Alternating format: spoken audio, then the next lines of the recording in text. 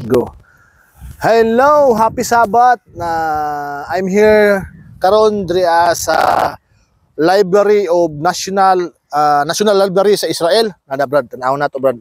Muna diha ang National Library sa Israel wherein naa sa mga I think 6 million ka mga libro na diha plus. So muna siya ang Letters of Light Sculpture Garden.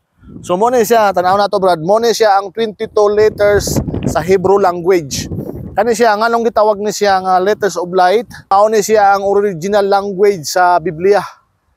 Naana siya sa katong 5 books of Moses, sa Nevi'im, kanang Nevi'im muna siya ang books of the prophets, Ketubim, muna siya ang books of the writings sa Old Testament. Kay ang New Testament, Greek man na siya. So arita brad. So, sa unsa may imong paminaw diri brad? Interviewon tipog ka. Muna siya ang mga Letters of Light. Okay. Unsa may imong kwan? Mga pangutana. Okay. Unsa may mga kanang Bible historical sa Biblia nga makita ni siya diri nganong naani diri siya. Kuan siya, gihimo lang ni siyang monument ba? Dili siya. Dili siya biblical place diri by the way, muna diha ang kuan nila, Knesset murag courty ba? Dito sa likod ani mo muna na diha ang ilang kuan pod. Na muna ang National Library sa Israel. Nga daghang naglibro diha og natay time pwede ta mo ana sulod. So, naraw. Muna siya ang sculpture Letters of Light was spearheaded by David Bloomberg. Muna siya ang iyang vision and action ba? Of the National Library of Israel. So muna ang mga donors. Creators of the library's renewal lead its transformation into an innovative national and international center of culture and education. So, National Library of Israel is the muna siya brad. Akong explain si mo Okay. So kaning Hebrew letters manggod, napaka-importante ni sa survival sa Israel kay sa unang panahon manggod, pag return back diri sa Israel, lahi-lahi silang language.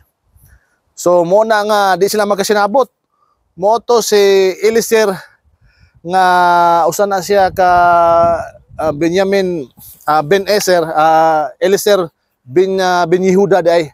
Kana si Eliezer bin Yehuda mao na siya ay usa ka pioneering diri sa Israel nga iyang revive ang Hebrew language nga mahimo bitang national language sa Israel. Kay pag return back sa Israel, lahi-lahi silang country, lahi-lahi silang language, so di sila magkasinabot.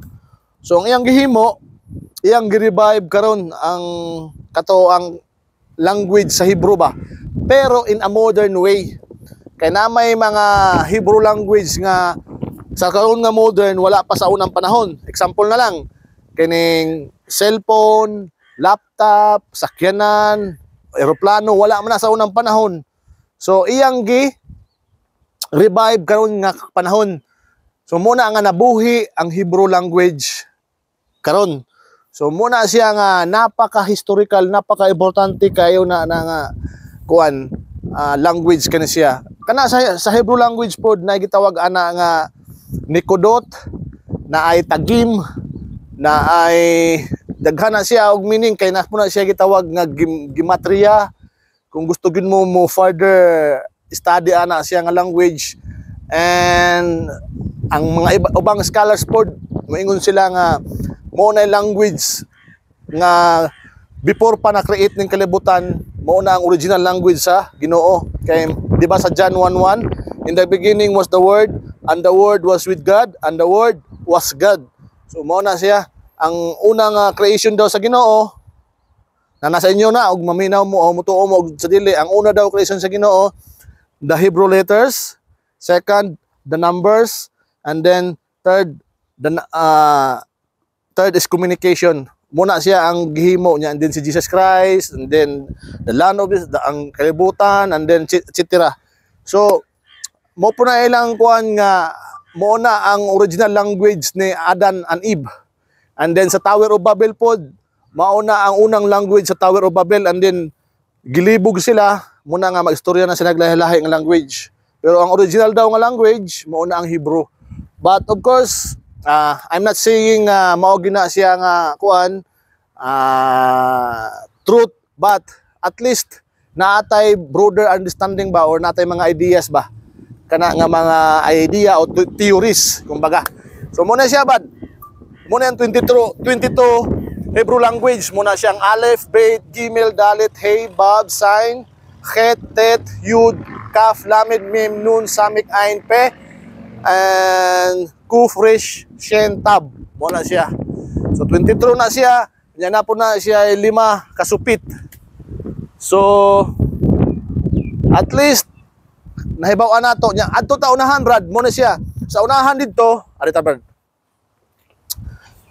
sa unahan dire na diha ang Israel Museum mo na siya ang Israel Museum diha, and then atong duolon unya na didto ang kuan biblical book of Isaiah, ang katong manuscript nga karaan jud kayo nga nakit-an diha sa Qumran.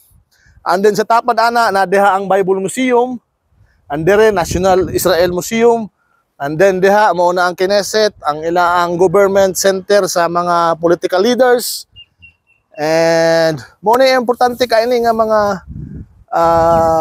places diri sa Israel. And atong i-continue dito brad. Unya. Salamat. Okay. Kung nakipangutana lang. So far wala pa. Murag ako sang gi-absorb tanan ako mga idea nga nakuha diri. Okay, sige. Okay.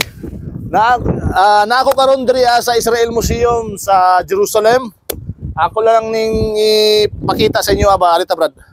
Ang kaning unsay sulod ani ba nga museum. Wala man ko ato sa sulod, nami sa gawas kay Shabbat man, sarado karon. So, na dinhi okay. Na ako karon diri sa Israel Museum sa Jerusalem. Ako lang i-explain ba kung unsa ang naa diri sa kani nga lugar ba.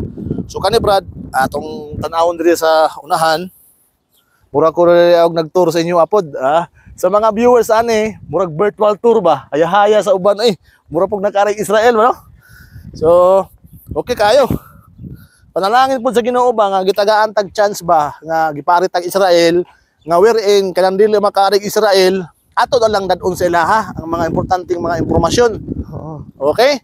So nandun ni Brad ang entrance tanaw nato diri daghan na diha siya og mga artifacts sa sulod. Sayang no. Sarado man. Sayang no kay Sabado. Sabado man. Next time musuta diha aron tanaw nato ang sulod. So na diha tanawa Brad. So nada sa unahan muna siya ang kanang katubang Book of Isaiah ba nga sa kuan Qumran na kuan nakita sa mga Biduin.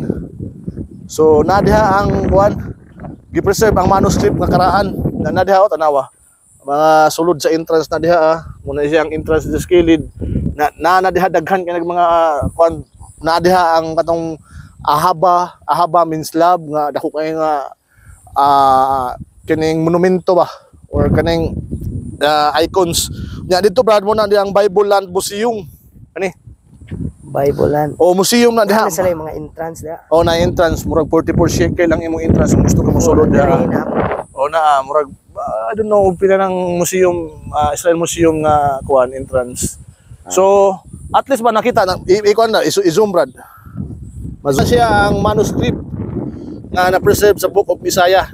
Napagani kuan kay tubig gali nga ma-preserve ang iyang kainit sa sulod ba. Nga dili kaya siya madaot ba. Ya bawal ka madag cellphone dito kay para sa privacy bitaw. Kay hulil mo na siya.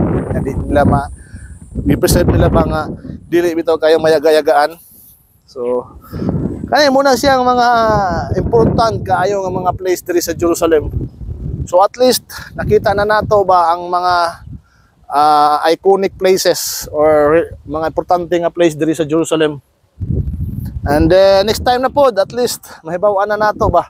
Kanang mga Bible scholars ari na sila.